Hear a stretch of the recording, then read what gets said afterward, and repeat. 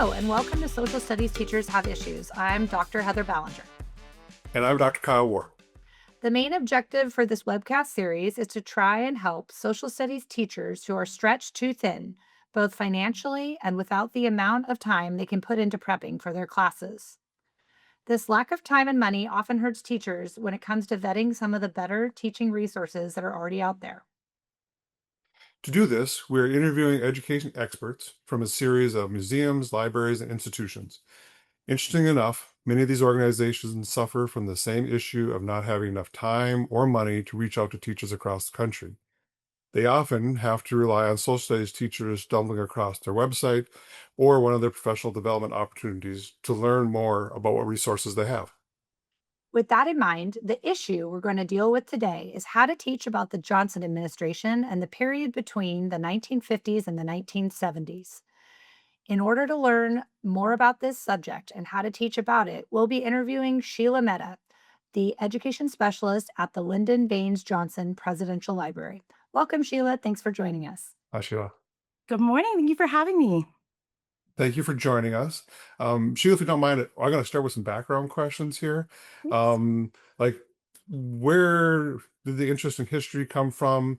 The interest in LBJ? Did you go to college? And then kind of the path, how did you end up at the LBJ Presidential Library? Is there pictures out there of like fifth grade Sheila with LBJ campaign posters in her bedroom or anything like that? No, that would probably be in sync if we're being very honest. Not Ah, President Johnson, and I'm not even ashamed about that. I, I had that wonderful story that all teachers have heard of. It might be their story. Maybe they hope, those childhood dreams come to fruition. I wanted to be a teacher since I was in second grade, and it was because of honestly, the fortunate opportunity to have many great educators in elementary school, middle school, high school, and even in college that not only help to foster a love of learning, they'll foster a love of the social studies and humanities. And it just cleared my path for me. My parents were very big on education. I am a first and second generation American on both sides of my family. And education was always that gateway to opportunity. I know that's very Johnson, but alas, I am the living legacy that put a lot of stock in me. I'm sorry. I'm not sorry. I am actually what he was hoping for people to attain when he was passing this legislation. But I also was able to benefit from just the love and care of great educators. So as I pursued the many, many things, that teaching wasn't the only thing I was considering, but the the role of education in my life just really compelled me to pursue education as a career and never looked back since then. And so I majored in social studies education at Northern Arizona University, grew up in the Phoenix area. And again, great educators, great opportunities, found my way to Texas and have been a social studies educator for over 15 years in the classroom space. I always thought I was going to be a principal. I thought, let's make some big changes. And then, like most educators, you realize the classroom's where my heart is, and I don't really want to leave it.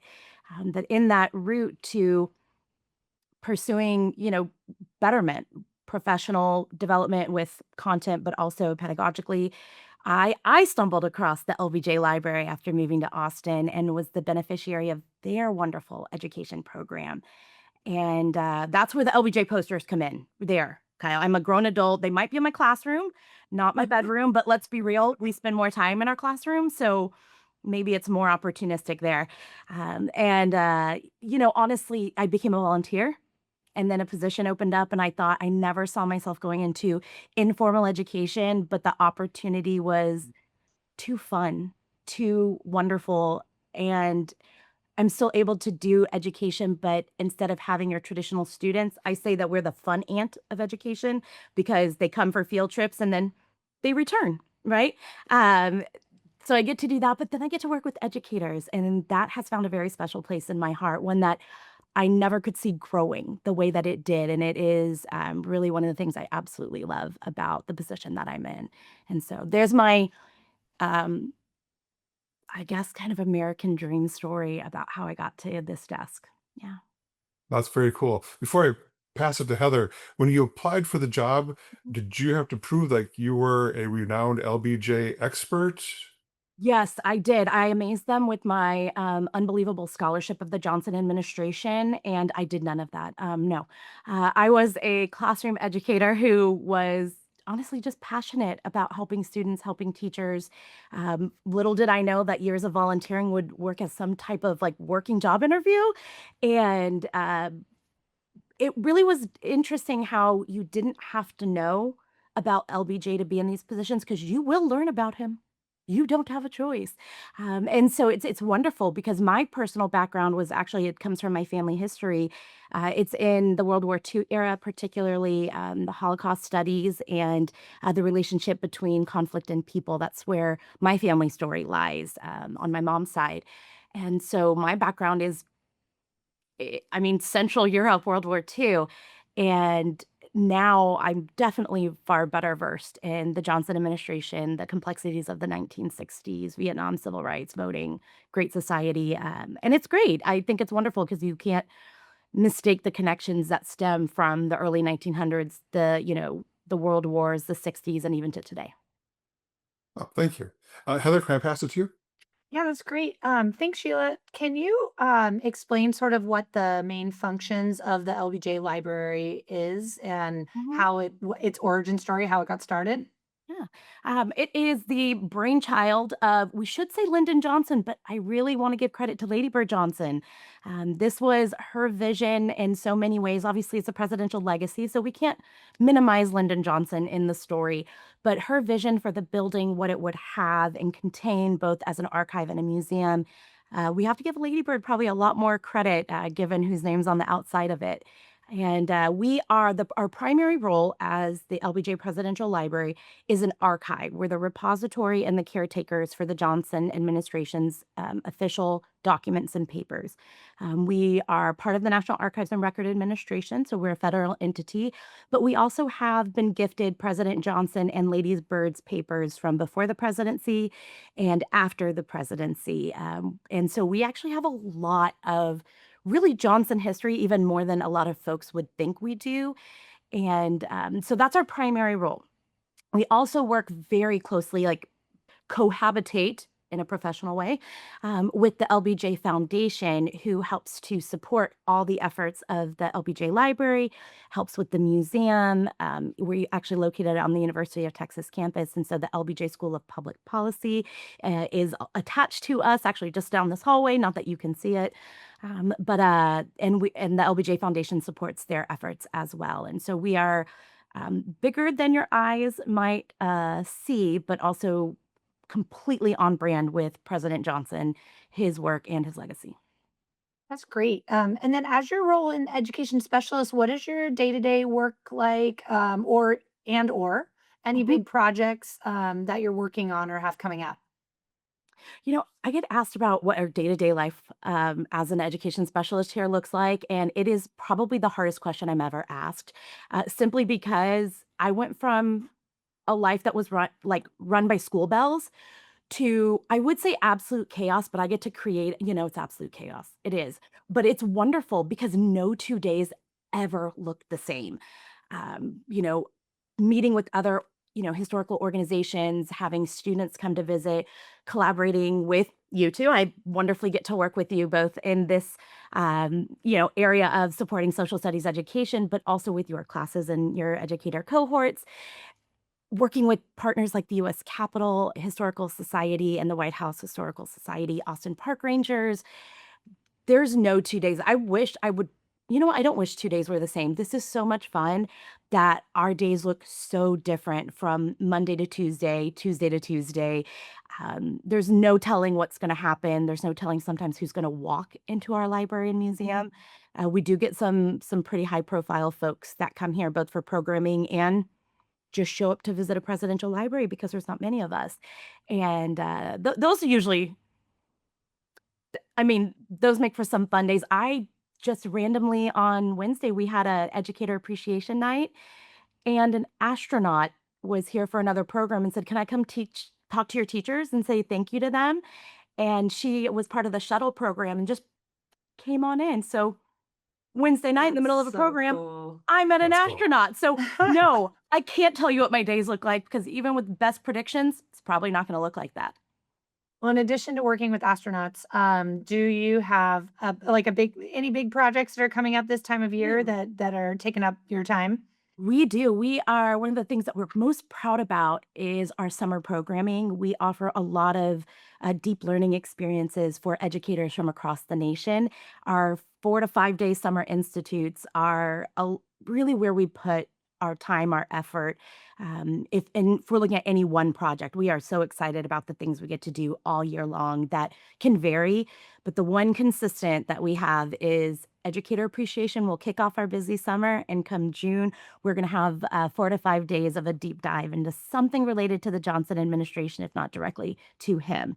And this summer, we have 3 summer institutes. It's one of the ways we're celebrating the 250th birthday of the United States. So we decided, let's be a teacher and overwork ourselves and provide for others, because that's what teachers do, right? We can't turn it off when we see a good opportunity. So we have coming up in June a deep dive into LBJ's life and legacy. And so we're looking at what was done during the Johnson administration and how does that still, how do we teach it as educators, but how do we live it in 2026? We also have a deep dive into a commemoration of the Immigration Act of 1965. We not only have a museum exhibit that just opened about that, but we're doing a week of migration and immigration history from colonial times to the late 1900s. As the children say. And then we have a wonderful group joining us, the beginning of a 3-year cohort from a combined effort from Retro Report and the two of you. We're excited to welcome you to the library as well. And so we really couldn't be busier, but we also couldn't be more excited about having a summer full of learning opportunities and different. That's the fun part, is every summer is different. Everything we do is different. It's probably self-sabotaging to not repeat programs, but my goodness, it keeps it fun. Yeah, the 250th anniversary has been coming up a lot in Mhm. the talks that we've had with others about Mhm. just, this idea of like how can we celebrate democracy? How can we celebrate what makes America unique? And especially historically. So that's cool. Mhm. Sheila, I'm going to ask you to put your teacher hat back on. And as you know, and Heather and I were also classroom teachers. When you teach history and social studies, it's kind of a march through. There's just a ton of things that have to be done. Mhm. LBJ, President of the United States, can you give us a PR campaign real quickly? Like, if I'm a middle school or high school teacher, why should I spend any time on him or his administration? Especially when I got all these other things to do. I was gonna say, this could be an hour and a half of a PR campaign right now. I can't imagine. First, I wanna be like, "Well, why are you even asking me that? Do you know LBJ?" But at the same time, we have new educators, we have folks that aren't coming with a US history background, and what's so great about this 36th president is, 1, his individual past from childhood to being an educator himself. He's the only president that was a public school educator, to finding himself very early on in the space of politics and then having a career. He's one of the most equipped politicians when he becomes president because of his personal experience in the House, in the Senate, as a congressional aide, and then, of course, vice president. But when he gets into office, he has a mission, and his mission is something that I think in modern times we look back with great reverence for. But what I don't think we fully appreciate is just how controversial everything was that he did. And Vietnam, I mean, that conflict, I think everyone's aware, that was exceptionally controversial. There's no way to not say that. Anything else would be just completely historically inaccurate. Mhm. But sometimes what we don't really focus on is like the controversy of civil rights, because we know that civil rights was the right thing. It's humane, it's just, it's equitable, it's right.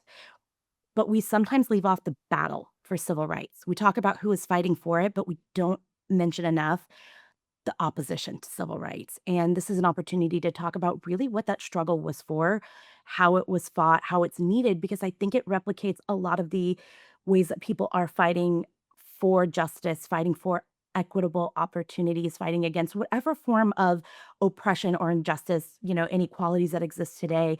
The civil rights movement is a model for that. And to better understand it is to better understand how to be an effective citizen today. Mhm. And then we have the Great Society, which, if I mean, I don't know what better relevance of the world that we live in, then the extension of the New Deal into the Great Society, the addition of all these programs, they create the world that we live in. And so being able to talk about the complications of conflict, the struggle for really that American dream, this idea of a more perfect union with the civil rights movement, and then just legislating a modern nation. If those aren't timeless ideas, I don't know what is. So, uh, I tell anyone, "Come and talk with me. We'll make it work," but hopefully you see the relevance and you're ready to jump in. Mhm. Thank you for keeping that under 2 hours. We Yes, you're appreciate welcome. It's a it. community service I provide. Mhm. We'll talk about your contact information later on if anybody wants the full 2 hours. Absolutely. I'm here Perfect. for it. I only set up meetings in 2-hour blocks. Sheila, you've worked with teachers, you've had students come in, you've been in the museum, you've seen people come through. Mhm. Are there any misunderstandings, misconceptions that people have about Johnson, his administration, this time period, that if you had the chance just to correct with everybody, you would? What would those be? I think there's like a historical and then there's like a personal one for me. Obviously, we don't hurt for conspiracy theories popping up in our spaces. I think obviously the assassination of President Kennedy is the most common. I think that is something that we honestly we go to the archives, we go to the papers, what we can prove. And so it's hard for us to entertain some of the alternate, concepts around the Kennedy assassination because we just don't have anything to prove it. And so it's hard when people think they're gonna come in and, they see the Warren Report, which the copy that we have is single-sided, and they're like, "Look, that's twice as big as all the other ones." We're like, "Well, those are double-sided, so it is approximately 50% less. You're correct. I can't open it and show you because it's a historical artifact and I will lose my job, but I can promise you it's single-sided." And, I mean, in the world we live in, this is not far, a stretch to understand that, but it is a hard conversation to have because there's so many ideas that have floated around about Kennedy's assassination and Johnson, ascending to the presidency from the vice presidency, and so that's probably one of the ones that I want folks to just understand. We don't have anything to prove. I'm not saying it doesn't exist, I'm saying we haven't seen it. That might be the most historically That's neutral fair. way to say that, or maybe the historically open way to say it. I feel like our what I wish more people would know about is, you know, again, people are gonna expect me to say Vietnam civil rights, but that's known. That's well known. Any disparities and differences we have, I think, come between historical perspective and, argument difference in that way. The area I wish most people or more people understood was his role in the space race. I think that that is something that's exceptionally important to President Johnson, even though I mean, I'm not going to say it's more important than the Civil Rights Act or the Voting Rights Act, but it's often left out of his legacy. And I think that's really important. He was an advocate for space exploration, technological advancement when he was a senator. That didn't change, it didn't lessen, and it probably only strengthened when he was vice president and continued when he was president of the United States. And his support for what the space program could mean, and to quote him, sound like a really great employee right now, right? And a big Johnson believer, but it's a beautiful quote, and he does tie it to, the space exploration, which is for the benefit of all mankind.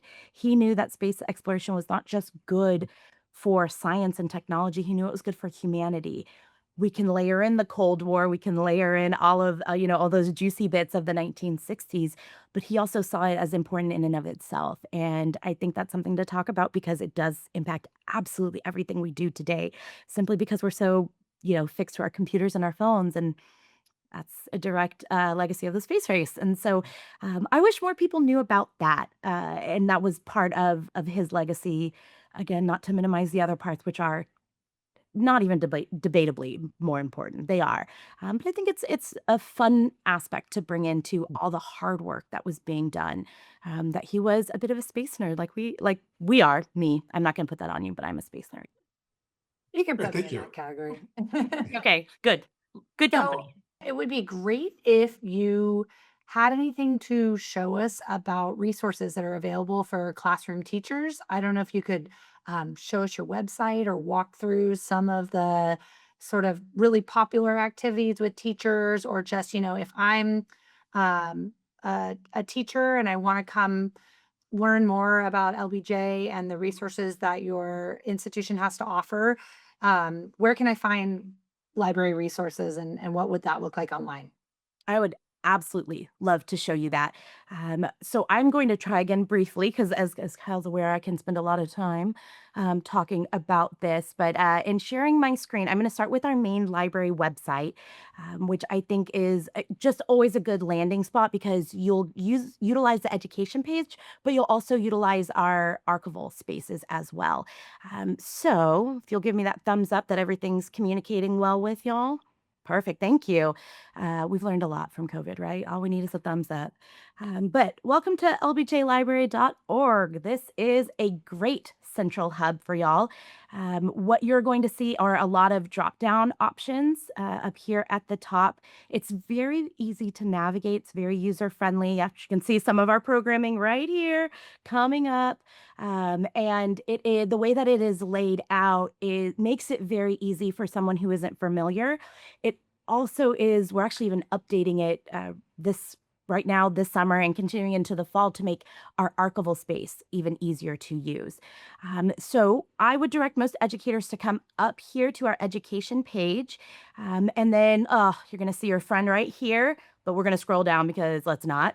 And the 3 pages you're going to utilize the most are most likely our field trips, curriculum resources, and events and planning. Field trips, self-explanatory. If you'd like to come visit us, click on there. It is simple for anybody who is either planning, they're brave enough to take a trip to Austin, or you're in the area and would like to come. We do not charge admission for student programming. It is LBJ's legacy of fostering educational opportunity and access. So everyone is welcome. We just ask you to fill out a form so we can make it happen for you. Where most teachers are going to find themselves is probably here on this curriculum resource page. And that is where you're going to find not only our contact information, Kylie like queued it up perfectly for you.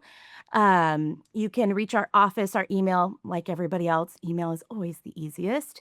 And you'll see that we have curriculum available for all ages.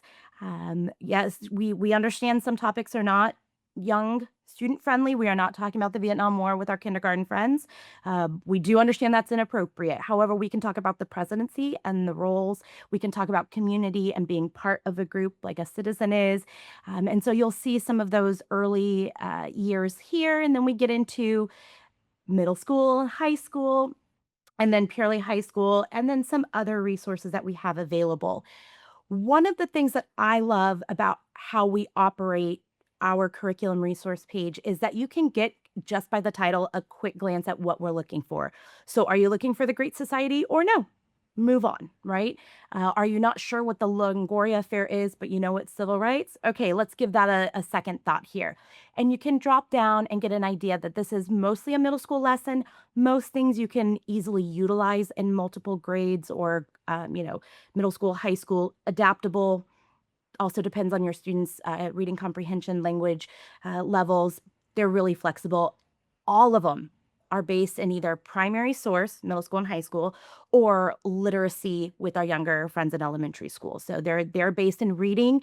The younger ones are picture books that have to do with history and social studies and humanities. And then we get into middle school and high school, and it's all primary sources that are developmentally appropriate for your students' reading age. Okay.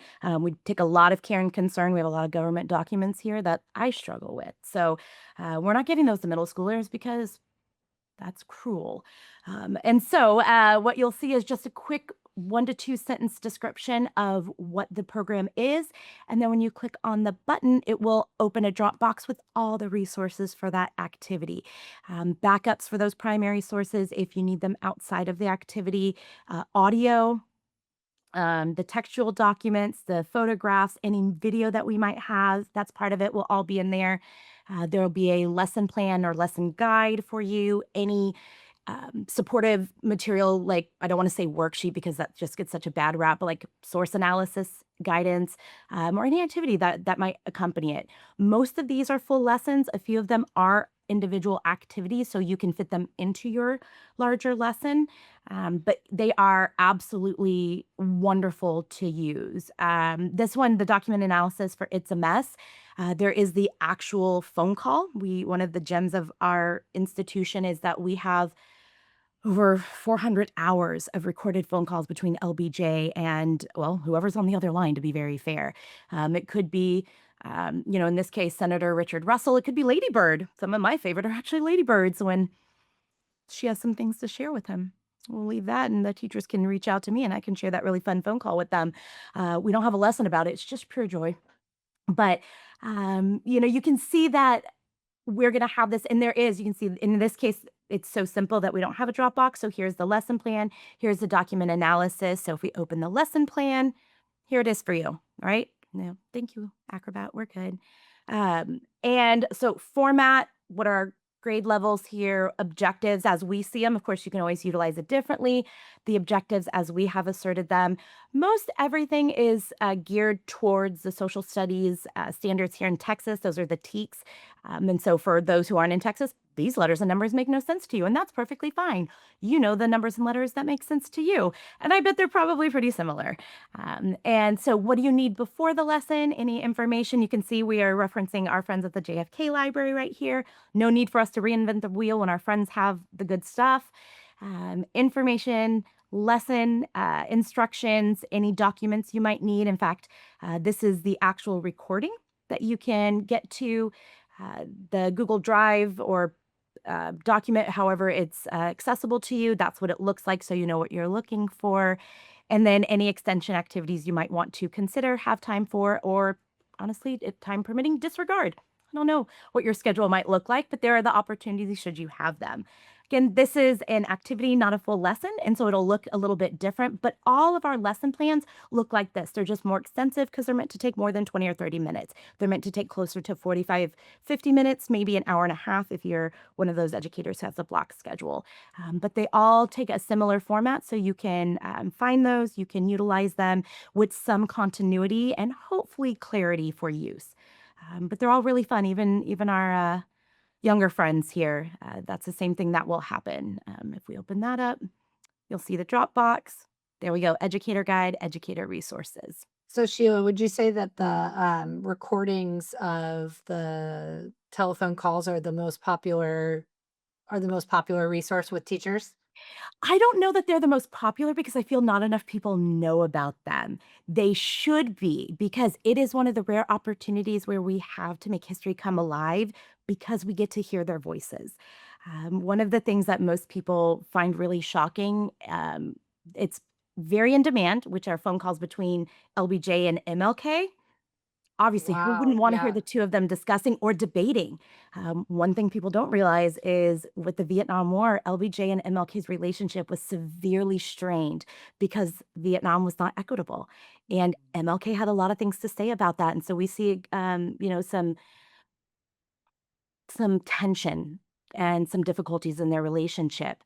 Um, but MLK is one of the hardest voices to hear on the audio that we have because while he's known for being an orator, he's very soft spoken on the phone.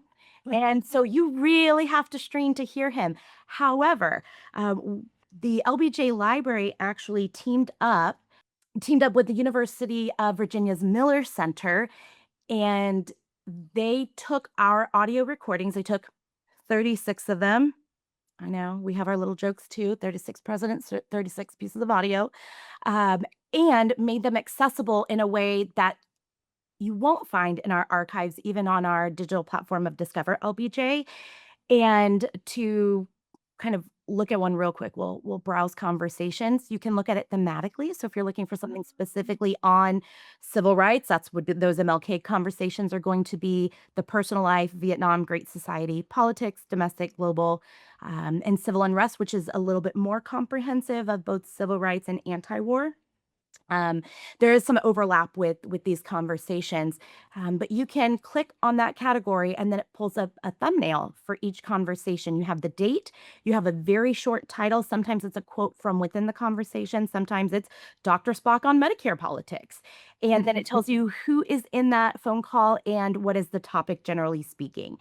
And this is really, really great. Keeping in the theme of education, why don't we have a or click on a conversation between LBJ and Vice President Humphrey about getting the Education and the Elementary and Secondary Education Act passed, which, not to spoil it for anyone, will happen the next month after this phone call. And you can see it's called Make Them Go Vote for Education. And what the Miller Center has done that we have limitations on is not only have they taken our audio and made it available to you, they have also aligned it with a transcript and audio. Oh, that's great. Right? That's great. And it highlights, so our students who might struggle with reading comprehension or language, they can follow along.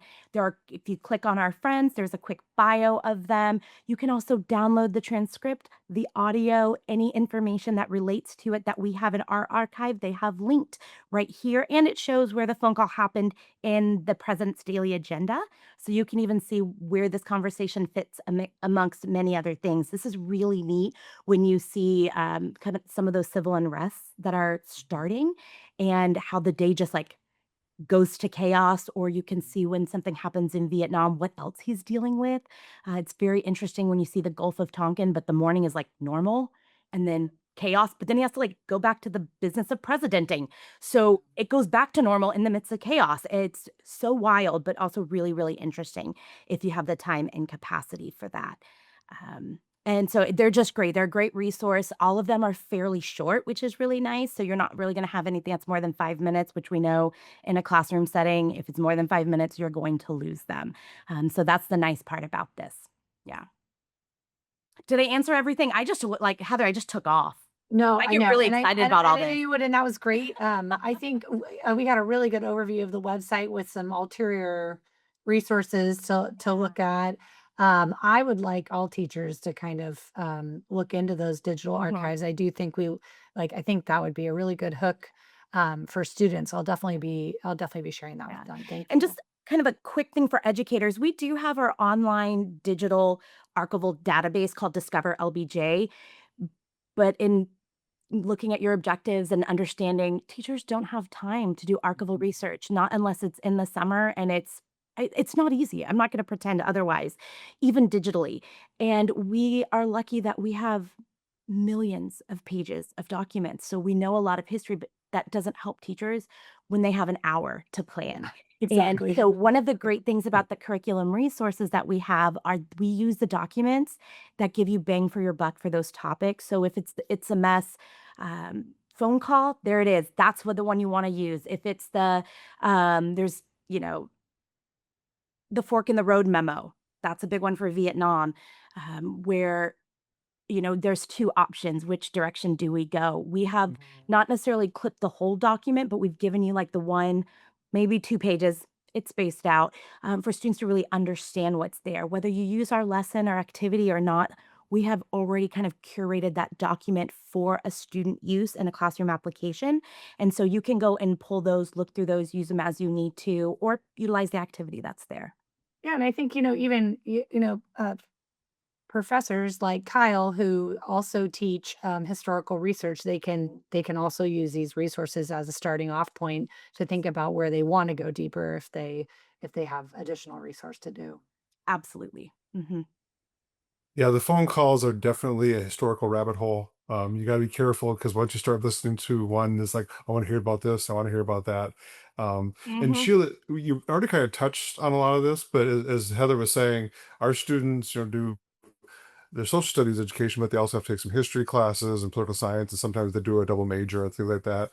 If a student, and we actually, one of my colleagues teaches a class in the 1960s, and one does something on the Vietnam War. But if there's somebody in a history class who wants to learn more about the space race, civil rights, education, anything connected to Johnson, is there resources at the library as well for them? Yes, we absolutely have the resources here. Not only, I'm going to share my screen again with y'all. Not only do we have our museum exhibit where folks can come in and actually see the artifacts on display. One of my favorite artifacts is we have a moon rock from NASA, and it's amazing. It's right there in front of you. It's just spectacular. but we have so many things that they can see. And so the museum in and of itself is an educational opportunity. But if you are wanting to look at our archival holdings and what they might have, again, digitally versus in person, if you go to our research page, it is laid out so that it's very easy to walk through that. I think we actually have one of the easiest pages to navigate for starting the research process because most people aren't familiar and it's exceptionally intimidating. And I believe our website and our archivists have made it very, very accessible. Not only do they help you, there's a plan your research visit button right here. No stress, no intimidation. Click on it. Are you looking for online collections? Right there. Grants, if you're in a space where you could apply for a grant. In fact, I believe our grant committee met recently to look at the next round of grant applicants. Um, Ultimately, what you have to do is whether you're coming in person or you need help digitally, you email johnson.library@nara.gov and our archivists are going to take care of you. They are so passionate about making our documents and our holdings accessible to everyone who wants to research that this is the experience I wish I had when I was researching in graduate school. I genuinely wish somebody had walked me through the way that our archivists do. They're wonderful and they just know how to help and support you. And so you can send an email, you can go to plan your research visit. They'll tell you everything, but notice they're going to tell you to email them. It's the easiest way. And the best part is when you email them, they actually, based on your topic, will get that email straight to the archivist who handles those types of collections. And so you're automatically, before they even interact with you, being directed to the right archivist for your topic. That's what I mean. Like they take care of you. What to expect, what to bring, or more so, what not to bring, which is the harder part. But this is where you go. This will take care of you in every way, shape, and form. If you are looking to do online research, discover LBJ. This will open up for you right there for you, right? And if you are, I love this here, start here. Why? Because we have millions of pages and it's not going to be quick. Here we go. Question by question. Are you even coming in? No, we're not. And it's going to say, I'm only doing online research. What you looking for? You don't know? That's okay. We've got you. Send an email, but here's some tips and tricks to online research because it is a lot. It's a lot. And it's not easy to navigate, and it's going to take a lot of time, especially if you're history nerds like us, and those rabbit holes are very frequent. So this is really nice if you are easily distracted by history or newer to history, or honestly anything in between. Our archivists have you, and they make it so easy. And Sheila, real quick follow up. Now I'm trying to think about the graduate students who are going to go crazy when they see all this. If they wanted, because as history nerds, to be there and be in the stacks and see the artifacts, stuff like Special. that, is there a way, could a graduate student or any student be supported in coming down and doing some research there, like places to stay or grant money to help them pay for all that? There are. So the rules for our reading room are 16 and up. So if you have to be able to be by yourself, right, and responsible enough. But with the grant opportunities, yes, there's undergraduate, graduate, I believe postgraduates. There are opportunities for those who are researching for their own endeavors that won't result in a thesis or dissertation, possibly a book or more, or whatever. I don't know. Those opportunities are there. You'd go to that grant page, and there's, I believe, two different opportunities to apply for two different grants. One of those is going to appeal to what you're doing a little bit more, and you apply for that. It's not even that difficult for a grant, it's a really accessible application and set of expectations for selection. Mhm. That's great. You just made a bunch of graduate students very happy. Yes, yes, and they Yeah. do try to keep in mind. In fact, I believe a comment that was made in our staff meeting recently was, "Yeah, they're doing this research and they didn't ask for enough money." So if you wonder if they're thinking about it, with, like, are you really thinking about, like you said, a hotel to stay in, you need to have dinner, do you need an Uber or rent a car? Those kinds of things. Like our staff is thinking about it while they're reading your grant application, and those considerations are even being made without you saying them. So they really try to take care of the researcher. I mean, our job is to make the papers accessible, and if we're not thinking about what that accessibility looks like, then even that grant's not getting utilized to its fullest. So they try to make sure that in every aspect, whether you're in the education department, you're part of the foundation, you're on our archival team, that we're taking care of our researchers, we're taking care of our learners at every age and in every facet of our building. And that's such a common problem where in education, people not asking for enough money. That's Mhm. Actually, I'm not gonna joke, we did a grant a couple years ago with local high school teachers, and one of an educator that we've come to know since then quite well, didn't ask for enough money. We're like, "You need a whole lot more than what you asked for, and we know because you're teaching down the street from us." And so we actually, uh, awarded him a much higher grant than he applied for because we knew he wasn't asking for enough, and it took way more than what he was asking for just to accomplish his goal. So we do try to be thoughtful about it when we have the resources to support them. That's great. Mhm. Where can we learn more about applying for grants and other kinds of things through your organization? That grant page under research, that's the Okay. best place to go to. Anything that's coming through the education department is going to typically have an eligible audience, and that will be conveyed either through our webpage on the education, most likely events and programming. But we also will communicate that through our newsletter, which is only sent out once a month, and nobody loves spam in their inbox. So we try to do a once a month newsletter, and it's hearty, and we get everything out there that we need to communicate. But the grant opportunities through education are a little bit rarer, mostly because we try to take care of the educators when they come to us. Something we're proud of with our summer institutes and additional programming that we offer support for both travel to and from Austin if you're not in the area, hotels when you're here, most of your food, and then of course we want to supply you with any resources that you need for your education space. If we think you need them, we try to provide them. So we never want learning to be a burden for an educator. And so sometimes, while it's not a grant for our teacher friends, we kind of just take care of them. Yeah. How do we sign up for this newsletter? This newsletter, oh, please let me show you. Um, I'm going to go straight, try to cue this up real quick. Here we go. Our newsletter, if you go to our education page, there we go. On the events and programming, so you'll go to LBJ Library, you'll hit that education page down here on events and programming. Sign up right there. It's basic contact information. The biggest problem is people misspell their email address, mostly because they type so fast. We all know it. We misspell our own names when we type fast. But that's usually the problem we have is you misspell your email address. But that's it, and it'll come directly to you. It automatically signs you up for the next one. So it's nice and simple. All your information, I know we live in a tumultuous time. All your information stays with us. It doesn't go anywhere. It doesn't even go to the National Archives. It stays here locally at the LBJ Library. And honestly, I just don't have the time to look and do anything with it because plenty of things to do. So unless you're asking me if you've signed up and I have to double check it, that's the most I'm ever doing with email addresses. So your information is safe and the information will get to you from us. I love it. So if I want to know more, if I'm getting into summer here and I want to know more about LBJ, do you have any recommendations for like books or documentaries or, movies even that you suggest teachers could read or watch to better understand his presidency or him as a person or just the context in which he experienced his presidential Yeah. experience? Yeah. There's a lot of books out there. The best known is Robert Caro's set of books because they are exhaustive and just if there's something you need to know, that's the reference. And it is the reference for anybody who is familiar with the Johnson administration.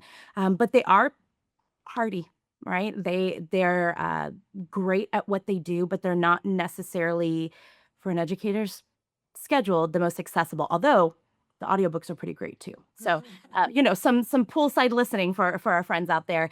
That's what you want: fun in the sun with little Robert Caro in your ear. Actually, that doesn't sound bad to me at all. Maybe. Um, why not? Why not? But we have several. So much has to do with what you're looking at. If you're looking at President Johnson himself, are you looking at his presidency versus his whole life? Are you looking at Lady Bird? There's a lot of documentaries out there. There's a lot of um, books that are available. Most of them are pretty good. Um, I would say if you want some intro to LBJ, I know you're probably not expecting this because it's not a documentary, but our friend Bryan Cranston stars as President Johnson in All the Way. And he actually came here to do some research in Oh, preparation for cool. that. And so it is far more accurate than most people would expect for a Hollywood film. And so we don't hesitate telling folks to, both in like edutainment, to check out all the way. It's pretty great. There is a documentary. It's a little bit harder to find, but it is really great. It's called "What the Hell is the Presidency For?" And it's about the struggle for civil rights and LBJ. They utilize a lot of those phone calls between MLK and That's LBJ, very cool. but it's really about his inner turmoil with getting civil rights passed, the politicking. A lot of people are familiar with LBJ's ruthless politicking, but you can actually see how the sausage is made in this case. And it's really, really interesting. Goes pretty quickly. It's actually very student friendly. In fact, on our curriculum resource page, there is a viewing guide for it. So great. it's something you can use in your classroom space in addition to learning for yourself. Gosh, I think if I were to actually grab a few, it's almost like I was ready for this question. But let me scroll around over here. One of the interesting things that we have is I actually didn't plan that, to be really fair. It's just very opportunistic. LBJ's own post-presidency memoir is different from a lot of presidency memoirs. This is called Vantage Point. You can usually get it at your library. It is no longer in print, so it is harder to get a hold of. But honestly, if you do a quick Google search, you're going to be able to find a lot of opportunities. It is not the most cost-effective book because it's out of print, but it is accessible more than you would think. But what's different about this memoir is he actually is going over why he made the decisions he did while he was president. It is not about his life. It is not about his administration itself. It's about why he made the decisions he did. And it's Wow. very, very interesting. So that's a good one. We like because a lot of people ask, well, what did he think about this? And that's a Right. hard He wrote question. this, so Yeah, it's a yeah. hard question because we actually don't have a lot of, other than phone calls, we don't have a lot of text from him.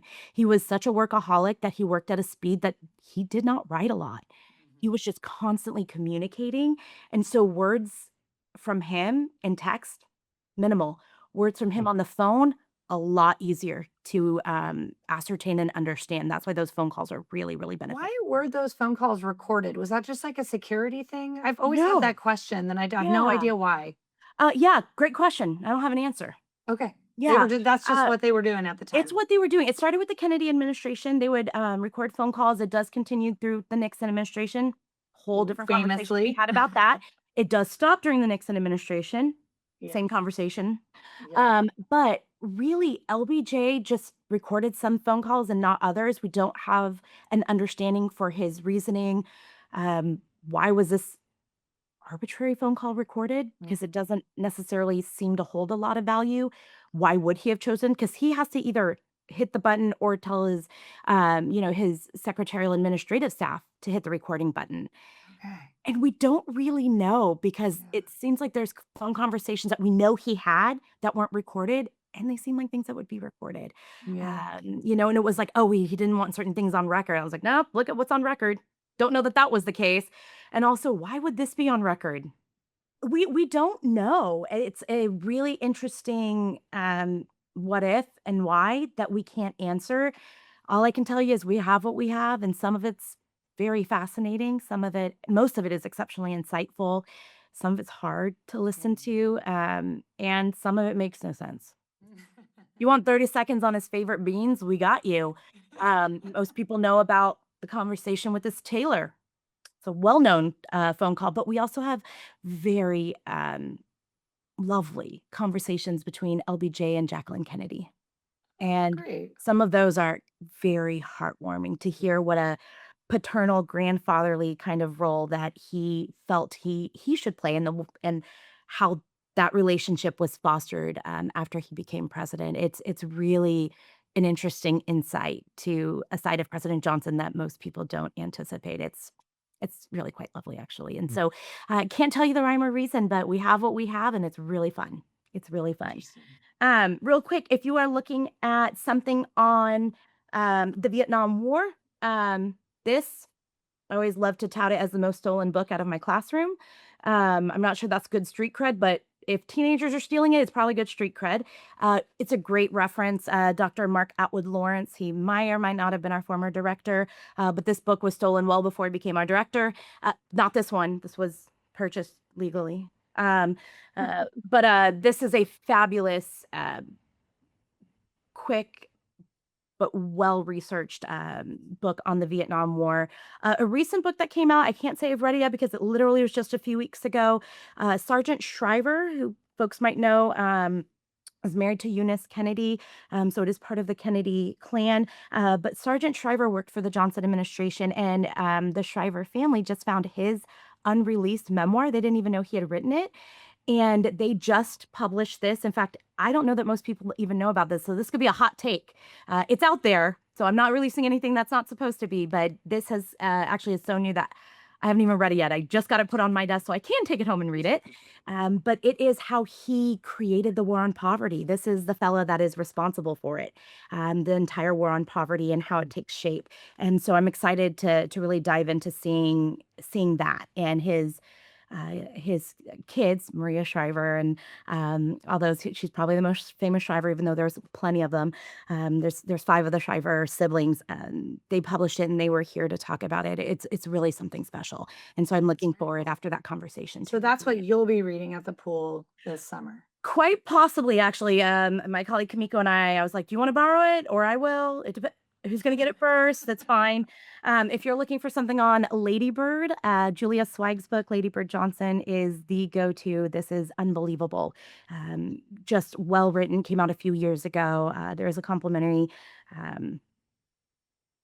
documentary that goes with it that's unbelievably lovely. So this is Ladybird Hiding in Plain Sight by Julia Zweig.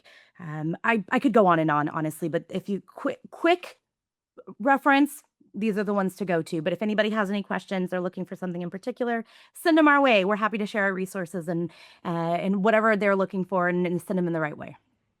Great, thank you. A couple questions before we wrap up here. One, you kind of touched on this a little bit earlier here, but do you have any workshops or professional development that teachers can get involved in? And if so, Yeah. how? Our newsletter is going to announce everything first. We pretty much send the first notification of any programming that we have available through our newsletter, and we usually update the website that very same day. And so you can go to that education page on lbjlibrary.org, go to events and programming. We tend to list them in chronological order, time-wise, what's coming up close to that moment, and then descending and in distance and time. And so we have our 3 summer institutes, which are all those application periods are closed. Folks are selected. So I'm sorry if you are excited for that and you wanted to join us, but alas, we hope to hear from you in 2027. We are already planning that, in fact, and it's going to be something really cool. We can't tell you about it quite yet, but we're hoping by this fall we can start announcing some information about that. And we can't wait. It's really hard to keep next summer's topic a secret. Hard, actually. In the fall, we're planning a few things. What's actually a lot of partnerships coming our way. We are working with the United States Capitol Historical Society on some programming looking at the Voting Rights Act.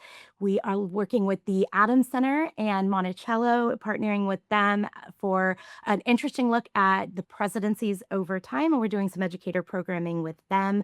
The U.S. Capitol application is open for, I think, another week. So honestly, by the time this gets published, I don't think it'll be open. So that's unfortunate. And then the Adams-Jefferson partnership, that will be coming out in the fall. So that will be relevant when we get this published and available to teachers. They should be able to hopefully keep their eye peeled for that. And if they signed up for the newsletter, it'll come directly in their inbox. They'll know the first moment it's available.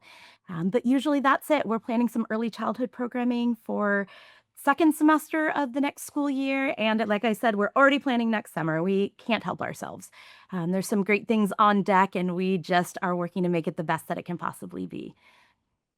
Mm-hmm. So if you're watching this, all the resources that she's talking about, we're going to put those in the show notes. So all the books and documentaries and stuff like that.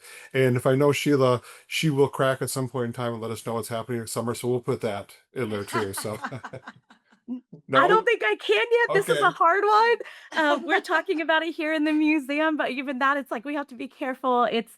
There's something special in store, my friends. There's something special in store for summer 2027. So keep your eyes peeled and get ready to apply. The application should open in January of 2027. We expect this one to be pretty competitive, so apply well. All right, Sheila, we're going to let you out on this question because Heather and I are always interested with this. Working at the LBJ Presidential Library, do you have a favorite artifact, document, resource, or something like that? And why does it resonate with you? Pick a format, and I can tell you what my favorite thing is. I'm not gonna lie, I think my favorite audio is the beans because I never expected. You've got me so curious about these beans Yeah. now. Honestly, it's one of his secretaries and their cook, their family cook, talking about his favorite beans, and it's weird. Why? But of I course, don't like know. You in dinner, Texas like beans. I don't know what the bean thing is, but the exhaustive list of beans, my friends. Everyone's gonna listen to this and be like, "What on earth?" You're welcome. I'm gonna go ahead and say you're welcome. This is a brain wrinkle nobody needs, but you're gonna have it. I think document. I think a book about like the culinary preferences of presidents would be a bestseller. Do you have one? She's got it. It's already been written. What am I even Well, talking we have about? one on LBJ. The Oh, National that's Archives funny. did release a book on presidential food preferences. I don't know if it's being printed anymore. I do have one at home. I can get the title for y'all so we can put it in the show notes because it's a fun book too. Like Yes. it's really well done. But this one about LBJ and Lady Bird, history, humor, true Texas recipes. I'm not saying these show up on my dinner table or party scene. They are products of the 60s. I've Leave seen them the there. Instagram like posts of recipes from, like gelatin and Mm. various Mm. yeah, it's some good stuff. It's some classic stuff. One of the perks of the newsletter is I always put a recipe in there, but I don't always pick a good one. Sometimes I pick a good one. And it's just for humor. And so Yeah, if you that's see it great. and you're like, what is she thinking? You're on the page with me right there. I think my favorite artifacts, I have two. One is the moon rock. It's just such a rarity. I love it. It tells a story that I think is undertold. And Space Nerd. The other artifact that I absolutely love sharing with people is our hotline. Hollywood misrepresents the hotline as a red phone, right? That direct connection between the United States president and the Soviet Union to try to eliminate, and sudden onset of nuclear war. It's not a red phone. Sorry, there's so many people probably just like disappointed with life right now. It's not a red phone. It is a massive, not carry-on size, like bigger than carry-on airplane size, metal typewriter. And I can't even express. It's like 2 by 2 by 2. It's massive. In fact, it might even be 3 by 2 by 2. And it is the telegram machine that will bring in the Soviet communication and translate it into English. And then, of course, send out the telegram that will be in English and then converted, or I Telegrams should seem say about as good as translated. text messages. Like that does not Yes. sound like a great way to be communicating, but it's Well, like so safer. It wasn't about the safety, it was about the instantaneous communication because they were, I mean, the brinksmanship. They were in the point of nuclear war Right. probably more times than we were very familiar with. In fact, the first time the Exactly. hotline is utilized for its intended purpose was with the Six-Day War, something that's not often associated with the Johnson administration, but is. And we have those communications, the first communications here in our archives, and we have them on display in the museum as well. And I love it because people just Hollywood's told you it's one thing, and that is not at all how it started off. I'm sure they're not sending telegrams now. Our technology is way better, and I would hope safer. I I think they can't have tell you group what the White chats House now. uses. You know what? I don't know. Maybe they should be using a telegram. I have no idea. But at the time, the instant transmission was what was so important, and it did stop a potential nuclear war from happening because, these two heads of state with the nuclear codes were able to communicate in a time frame that prevented a misunderstanding, and that's usually what it was. It was a misunderstanding of what was happening, and they could directly communicate without diplomats, without any middle people at all, directly with one another. And I think it's fascinating because you just think it's one thing, and it is absolutely the opposite. That is really fun. Mhm. Thank you for sharing that. Now I'm like, you might have to send us a picture of that because now I'm like trying to picture what you're describing, and it's I get it, but I think Right? if we could get a photo of you next to it, that would be even better. I was like, "Oh, I'll give you our professional photo of it, a photo of me next to it." I mean, I will promise you I will do my best, to to take a selfie. No, not really, because you need to see the full scale of this bad boy. But I will try to send y'all a picture, at the very least, a picture of the artifact in the museum so that you can see the scale of it, because it's sizable. It's Oh, sizable. Perfect. Yeah. well, thank you so much. I think we're going to wrap this up, but it sounds like if teachers are interested in learning more about the library or the work that you do as the education specialist, they should just email you. Is that correct? That's absolutely wonderful. You'll see our email addresses on the website. I know y'all are going to link it as well. Those email addresses go directly to my inbox or to my colleague Kamiko Jacobs, and we answer them as quickly as we can. I probably shouldn't say we prioritize teachers' emails. We know that they're on a time crunch that other folks aren't, and so we try to make sure that we answer those in a very timely manner, that they're asked, and get back to you, because that's what we're here for. Is we're here to help student learning. That means we're helping our teachers, and there's no better honor and responsibility to have. Thanks for tuning in to Social Studies Teachers Have Issues, and we hope to see you next time. We hope today's episode sparked new ideas and gave you practical tools to bring history and civics to life in your classroom. If you enjoyed the conversation, be sure to subscribe, share with your fellow educators, and connect with us online for more resources and upcoming episodes. Together, we're building a stronger community of teachers and shaping the future of education one resource at a time.